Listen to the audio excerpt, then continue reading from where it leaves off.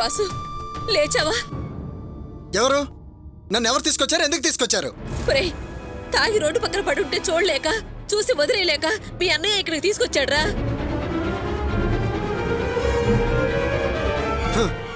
అన్నయ్య? నాకు అమ్మ నాన్న అన్న చెల్లి ఎవరూ లేరు. నేను వెళ్తున్నాను. వాసు, ఒరే వాసు, ఆగురా, ఆగురా, ఆగు. బుద్ధి తక్కువ మాటలు మాట్లాడుకురా. ఎంత ప్రేమగా పెంచి వాడిని నిన్ను కష్టపడి చదివించాడ్రా. పెళ్ళంతో గొడవలు పడి తాగుడు మరిగి ఇలా తయారయ్యేవేట్రా? చూడరా వాడి చూడు. కష్టపడి ఈ కుటుంబాన్ని పోషించడమే కానీ ఏనాడైనా ఈ కుటుంబానికి మచ్చొచ్చే పని చేశాడా? ఇంకా ఆపుతావా? నేను ఈ పరిస్థితికి రావడానికి కారణం మీరందరూ. చేయాల్సిందంతా చేసి మళ్ళీ ఏం తెలియలేనట్టు ఎదురు ప్రశ్నలు వేస్తావే? ఒరే, నాలుగుంది కదా అని నోటుకొచ్చేట్టు మాట్లాడుకురా. నువ్వే తాగడానికి మేం కారణం ఏంట్రా? అవును, నేను ఆ రోజు చెప్పాను ఇల్లరికి బల్లుడిగా వెళ్ళనని. నువ్వు ఆయన కలిసి ఉండు ఉండు అని నన్ను నిరికించి ఆ ఇంటికి ఇల్లరికి బల్లుడు చేశారు. వాళ్ళు దొంగని ముద్ర వేసి బయటికి గెంటేశారు. నేను తట్టుకోలేకపోయాను. మీరు ఎక్కడికి రావద్దన్నారు, వాళ్ళు అక్కడి నుంచి తన్ని తరివేశారు. మరి ఎక్కడికి వెళ్ళాలి? ఏం చేయాలి? చేతిలో డబ్బులు లేవు, అడుక్కుంటే దుఃఖలా ఉన్నావు, ఏం మాయరోగం చీపో అంటున్నారు. పాత ఉద్యోగం పోయింది, పరువు పోయింది, పరపతి పోయింది. ఫ్రెండ్స్ మా వాళ్ళు కాదు అంటున్నారు. వాళ్ళకడికి వెళ్ళి ధైర్యం నాకు లేదు. అందుకే చేతికి పని పెట్టా, జేబులు కొట్టేయడం, మందు తాగడం, మత్తులో అన్నీ మర్చిపోయి హ్యాపీగా ఉన్నా. నువ్వు మాత్రం ఏం చేసావే? డబ్బులున్నాడు దొరికాను వాడికి నన్ను అప్పగించేసి నా చెయ్యి వదిలేసి నువ్వు హ్యాపీగా ఉంటున్నావు. అక్కడ అప్పుడు నరకం, ఇక్కడ ఇప్పుడు నరకం. ఏంటి మీరు నాకు చేసింది? ఏంట్రా నువ్వు తప్పు చేసేది అందరి మీద రుద్దాలని చూస్తున్నావా? ఓ తమరు మాట్లాడుతున్నారా? బాగుంది, చాలా బాగుంది. నువ్వు నా డాడీ, నా తండ్రి, పితాజీ, నాన్న. కానీ ఎప్పుడైనా అలా చూసావు నన్ను? కొడుగ్గా పెంచి కనీసం చేతిలో పెప్పర్మెంట్ బిల్ అయినా కొనిపెట్టావా? పోనీ బాధ్యతకి ఏ రోజైనా ఉన్నావా? లేదు. నీకు ఆ ఆలోచనే లేదు. కన్నావా, గాలి కొదిలేసావా, అంతే. అరే, ఈ రోజు ఏ మగాడైనా అలా బిడ్డ పుట్టగానే వాడి ఫ్యూచర్ ఆలోచించి ప్లాన్ చేసి ఎల్ఐసిలోనో ఏ బ్యాంకుల్లోనో డిపాజిట్లు చేసి వాడి లైఫ్ హ్యాపీగా సాగిపోయేలా రకరకాల ప్రయత్నాలు చేస్తున్నారు. కానీ నువ్వేం చేసావు? రోజు ఓసిగా ఓ బాటిల్ కొట్టేసి ప్లాన్లు వేసుకుంటున్నావు. ఇదిగో ఈ మెకానిక్కే కష్టపడి ఇంత పెట్టి నన్ను పోషించాడు, కాస్త చదివించాడు. అదే నేను నిన్ను నమ్ముకొని బ్రతికితే నా చేతిలో స్పానర్ ఉండేది, అంతే.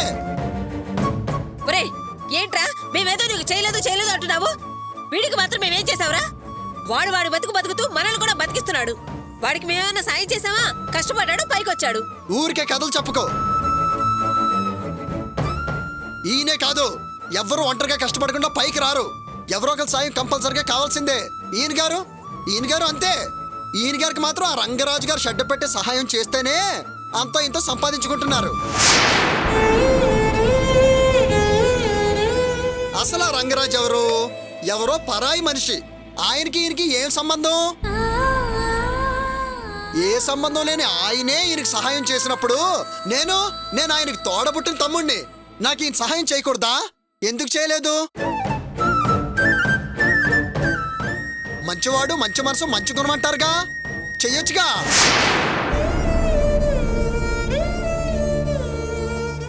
అసలేంటి? మా మామగారు నాకంటూ సొంతంగా వ్యాపారం పెట్టిస్తాను, నీకంటూ ఓ స్థలం చూసుకోవయ్యా అన్నారు. అంతే కదా. నేనేం చేశాను? ఆయన సొంత షెడ్డే కదా నేను అడగడానికి వెళ్తే ఈయన నన్ను 4 మాటలన్నా నన్ను తన్నినా పడుండేవాడిని. వాడెవడు? ఆఫ్టర్ ఆల్ ఒక ఆటో డ్రైవరు. వాడు నన్ను షెడ్ అడగడం తప్పని కొడతాడా? అందుకే వాడిని నేను తిరిగి కొట్టాల్సి వచ్చింది, కొట్టాను. దానికి నేనేదో పెద్ద విలన్ అయినట్టు హీరోలా మా మామగారి ఇంటికి వచ్చి అక్కడ మా మామగారు, అత్తగారు, నా పిల్ల ఉంది అని కూడా చూడకుండా ఎడాపెడా నన్ను వాయించేస్తాడా? అంటే దాని అర్థం ఏంటి? ఆ స్థలం ఇవ్వడం ఈయనకి ఇష్టం లేదనే కదా, నేను పైకి రాకూడదనే కదా ఇవ్వండి.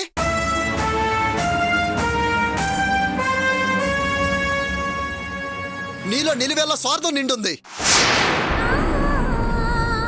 లేకపోతే ఎందుకు ఇలా ప్రవర్తిస్తాడు? ఆ షెడ్ వేరే దగ్గర పెడితే నడవదా? ఈయన పెద్ద గొప్ప మెకానిక్ కదా, మరో చోట పెడితే రిపేర్ చేయించుకోవడానికి ఎవరు రారా? నేను స్థలం అడిగిన దానికి అంత గొడవ చేయాలా? దానివల్లే కదా నా జీవితం ఎలా తయారైంది. అదే ఆ రోజు అడగానే షెడ్ ఇచ్చుంటే నేను బిజినెస్ మొదలుపెట్టుంటే నా జీవితం మరో రకంగా ఉండేది. నేను పైకి వచ్చేవాడిని, జనం అందరూ నన్ను మెచ్చుకునేవారు. నేను మాత్రం ఈ కుటుంబానికి సహాయం చేసేవాడిని కదా. ఆహా, అలా జరగడం ఈయనకి ఇష్టం లేదు. మనందరం జీవితాంతం ఈయన్నే నమ్ముకొని ఈయన మీద ఆధారపడి ఉండాలి. తను మాత్రం మంచి పేరు సంపాదించుకోవాలి. జనమంతా ఆయనే పోవడాలని స్వార్థం. ఆ స్వార్థం తెలుసుకోలేక నన్ను వదిలేశారు. వదిలేసిన వాళ్ళు అలాగే ఉండొచ్చుగా. ఈ రోజు నేను ఫుట్పాత్ మీద పడి ఉండొచ్చు, రేపు చచ్చిపోవచ్చు. నా బ్రతుకు అనాథగా అర్ధాంతరంగా ముగిసిపోయేదిగా. అంతా నీ మూలంగానే జరిగింది. హ్యాపీనా? ఇప్పుడు హ్యాపీగా ఉందా నీకు? వాసు, నువ్వు మాట్లాడొద్దు, అనవసరంగా మాట్లాడొద్దు. అసలు నువ్వు మా కుటుంబానికి వచ్చాకే మాకు సమస్యలు మొదలైనవి.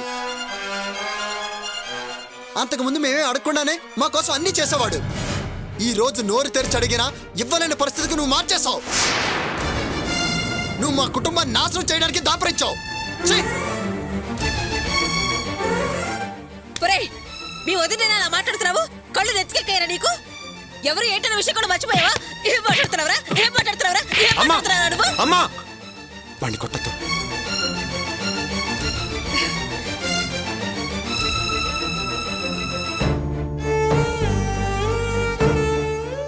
వాడి మనసులో ఎంత బాధ లేకపోతే ఈ రకంగా మాట్లాడతాడు.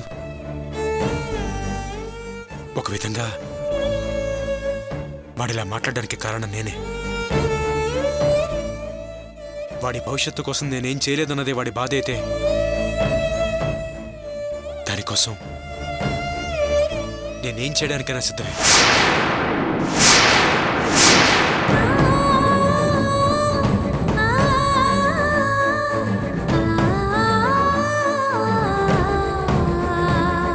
నా పేరు మీద నా ఇంటికి అయితే ఇచ్చేస్తాను.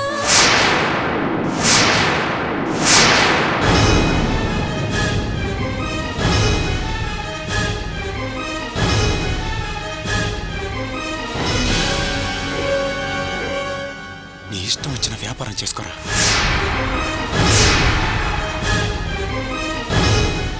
గోపి, ఏంట్రా సడన్ గా ఇలాంటి నిర్ణయం తీసుకున్నావు? వద్దురా, ఇప్పటిదాకా ఈ కుటుంబానికి నువ్వు చేసిందే చాలురా. వద్దు. లేదన్నా, నేను ఇలాంటి నిర్ణయం తీసుకోవడమే కరెక్ట్.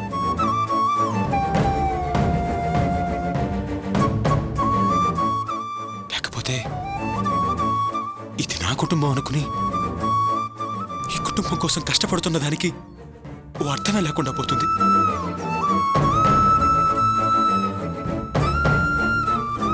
నువ్వు వ్యాపారం చేసుకోమంటున్నావు సరేరా, కానీ వాడికే వ్యాపారం తెలుసని ఆ డబ్బు తీసుకెళ్లి వ్యాపారం చేస్తాడు. కావాలంటే మనిద్దరం వెళ్ళి వాళ్ళ మామగారిని కలిసి ఆయన ఏం చేయమంటారో కనుక్కుని అది చేద్దాము. వద్దమ్మా, నేను వాళ్ళ ఇంట్లో చాలా మూర్ఖంగా ప్రవర్తించాను. అందరి ముందు వాసుగాడిని అవమానించాను. నేను ఆయన మొహం చూసి మాట్లాడలేను. మీరే వెళ్ళి ఆయనతో మాట్లాడండి. చెప్పాను కదా, నా పేరు మీద ఉన్న ఇంటి కాగితాలు ఇచ్చేస్తాను. చూడండి, ఆవేశంలో ఏ నిర్ణయం పడితే ఆ నిర్ణయం తీసుకోకండి.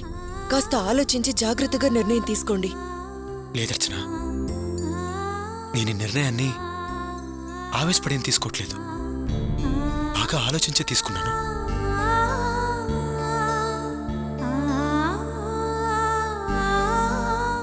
వాసుగాడు బాగుండాలి.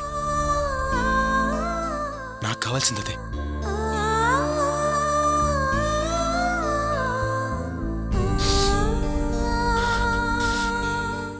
సర్లే, నేను చెట్టుకెళ్ళి వస్తాను.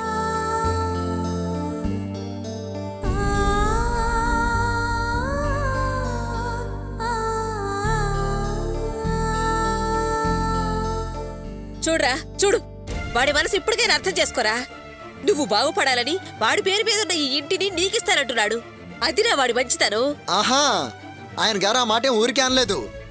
నేను ఇంతసేపు ఆయన తప్పు ఎత్తి చూపించానని మంచి పేరు దక్కించుకోవాలని అలా అన్నాడు. నోరు ముయ్యరా, కొట్టాలంటే మూతి పళ్ళు రాలిపోతాయి. సిగ్గులేని వెధవా. వెళ్ళరా, వెళ్ళి పని చూసుకోబా. నువ్వేంటయ్యా ఇలా సిల్లా నిలబడ్డావు? వెళ్ళవతలకి వెళ్ళు.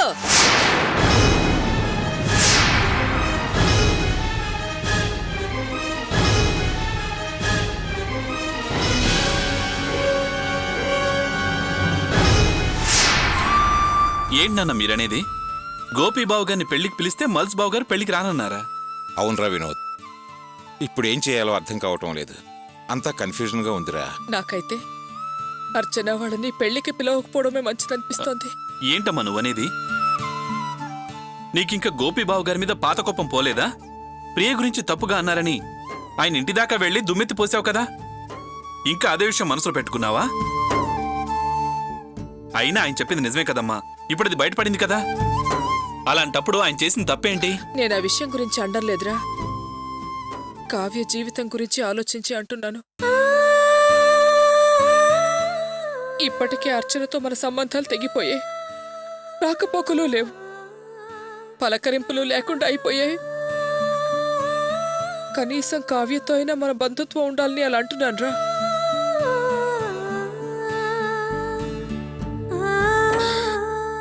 కన్నతల్లేనైనా నేనే ఓ కూతురుతో సంబంధాలు నిలవాలని మరో కూతురుతో వద్దు అంటున్నానురా.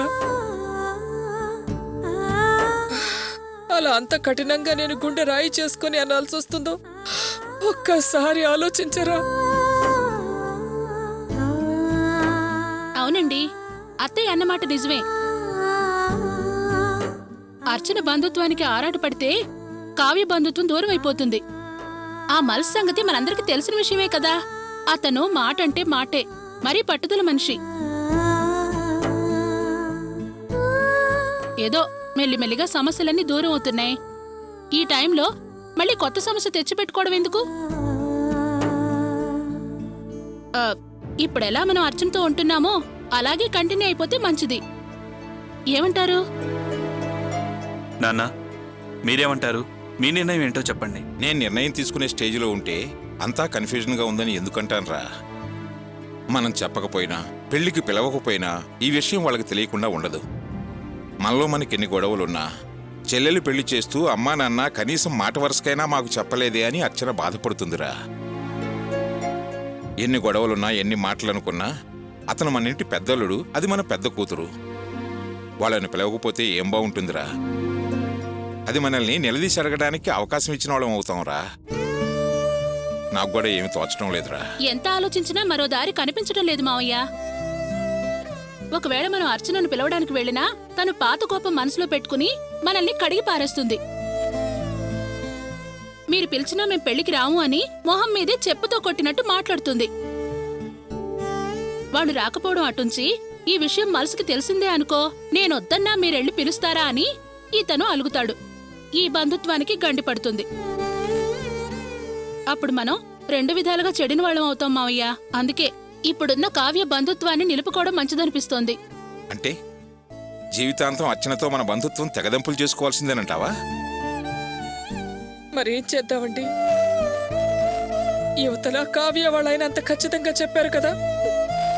అతన్ని కాదని మనం అర్చన్ని పెళ్లికి పిలిస్తే అది రాక ఇది రాక రెండు దారులు మోసుకుపోతాయి. ఇద్దరు రాకుండా పోతారు. అప్పుడు నా పరిస్థితి ఎలా ఉంటుందో ఒక్కసారి ఆలోచించండి. అమ్మా నువ్వు ఆ విషయం మర్చిపోతున్నావు. అసలు దూరం అయిపోయిన మల్స్ బాబు గారి బంధుత్వం మళ్ళీ కలిపింది గోపీబావే కదా. అంత సాయం చేసిన మంచి మనిషిని ఎలా దూరం చేసుకుంటావమ్మా? ఇది నా మనసుకు నచ్చడం లేదు. నచ్చినా నచ్చకపోయినా తప్పదురా. కావ్య పెళ్లిలో మనం మనసు రాయి చేసుకుని అర్చన వాళ్ళని బయటికి వెళ్ళమని చెప్పలేదా? అలాగే ఈ పెళ్లికి కూడా వాళ్ళని దూరంగా ఉంచక తప్పదు. అంతకన్నా చేయగలిగింది ఏమీ లేదురా. అమ్మా, ఈ పెళ్లికి అందరు రావాలని నేను ఆశపడుతున్నానమ్మా. అర్చనను కూడా పిలుద్దామమ్మా. అవునవును, అందరిని పిలిచి జామ్ జామ్ అని గొప్పగా పెళ్లి చేయడానికి ఇదంత గౌరవప్రదంగా జరిగే పెళ్ళా? ఊరంతా నీ గురించి తెలిసిపోయిన కథే కదే. దానికి తోడు పేరు పేరున పెళ్లి పిలవాలంట. అసలు నిన్నెవరే తలదోచు మంది? వెళ్ళు లోపలికి వెళ్ళు. పెద్ద చెప్పడానికి వచ్చింది. పిలవాలంట, పిలవాలి. రేయ్, ఎందుకురా అలా కేకలేస్తావు?